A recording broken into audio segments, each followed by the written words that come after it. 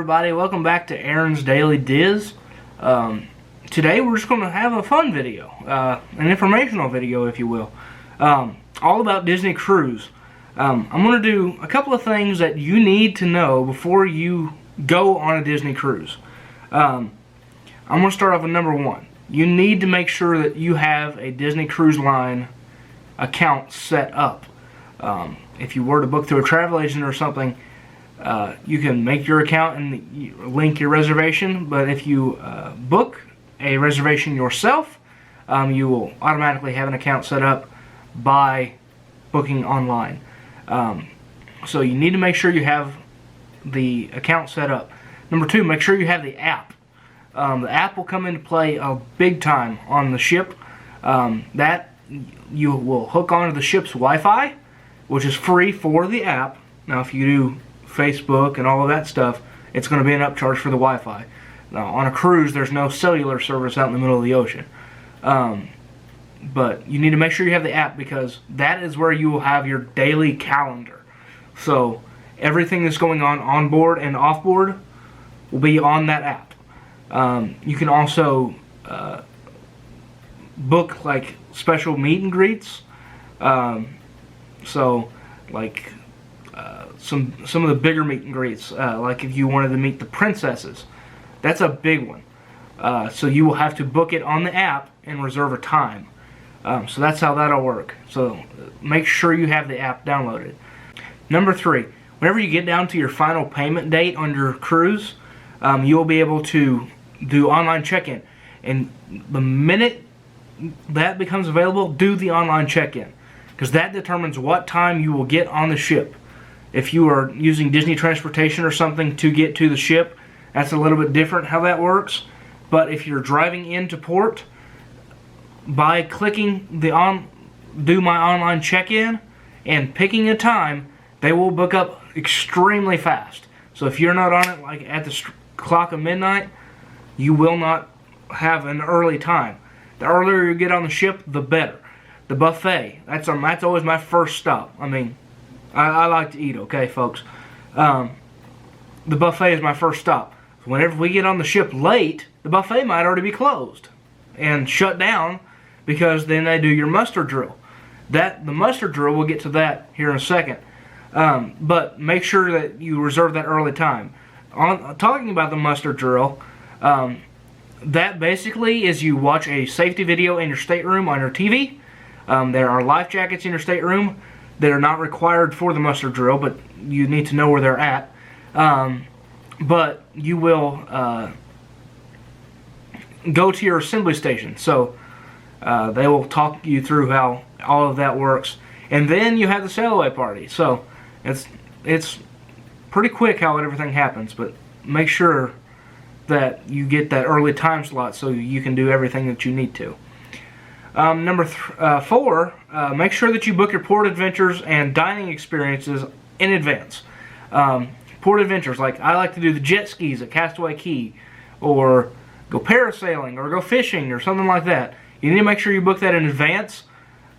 Whenever you do your online check-in, that will enable you to be able to book your port adventures and all of that stuff right there on the website. Also, the dining experiences, they have Apollo and Remy. That's the two fine dining restaurants. That's adults only. Those will book up extremely fast.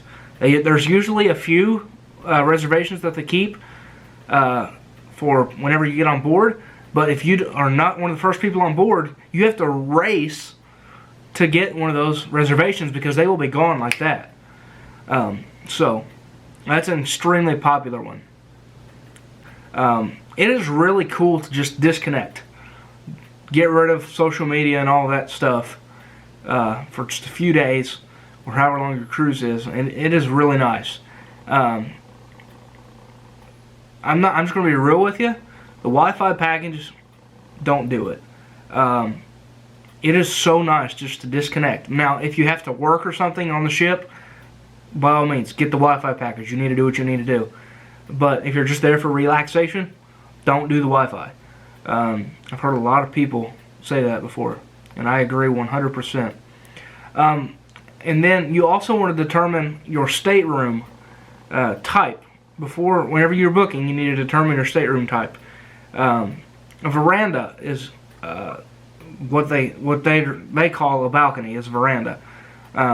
There's different categories of verandas. You got ocean view. That is a porthole. So we've had those before. And then inside, we've also had that. Now, there are two different types of inside staterooms. There's a deluxe inside stateroom and a standard inside stateroom. Now, the deluxe inside stateroom has the same feature that I'm going to talk about here in just a second as a ocean view and a veranda. The deluxe will give you a split bathroom. So there's going to be a sink and a toilet in one, and then a sink and a shower in another. So that two people can get ready at once. I really like that about Disney Cruise Line. But now if you do a standard inside stateroom, you will not have that. It'll just be one bathroom, everything in there all together. But I really enjoyed that about Disney. We did a Royal Caribbean a couple years back, and that was a big difference, but we still enjoyed it. But yeah, have your pick. I mean, if you don't have a family, if it's just you, by all means, take the cheaper stateroom. But if you've got a family, the split bathroom is really nice. Now, lastly, I want to talk about debarkation. Make sure you keep all of your receipts. Usually, 99% of the time, you have to go through customs. You're supposed to go through customs. Whenever you get off the ship, you have to go through customs. You need to declare everything that you bought. Keep your receipts. Don't lose them. If you do, it's going to be not good news. And then make sure that you don't have to have a passport, but say something were to happen with you on the ship, and say you were in Cozumel, okay, and you had a heart attack, and they had to fly you back home. It would be like pulling teeth to get you back home without your passport. If you don't want to have a passport, if you don't have a passport and you just want to go on, it's birth certificate and identification. So there's that.